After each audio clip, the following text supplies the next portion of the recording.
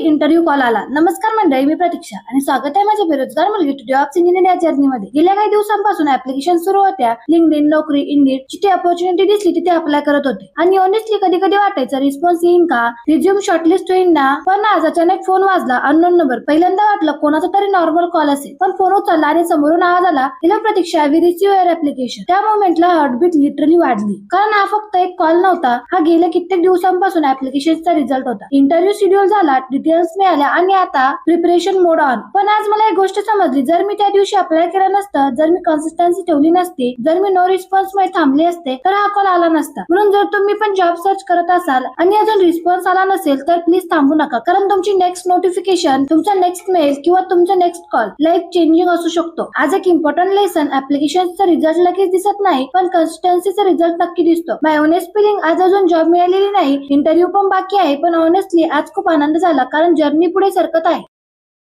माझी बेरोजगार मुलगी टू जॉब्स इंजिनियर, कारण जर्नी आता इंटरव्ह्यू कॉल पासून इंटरव्ह्यू रूम पर्यंत जाणार आहे.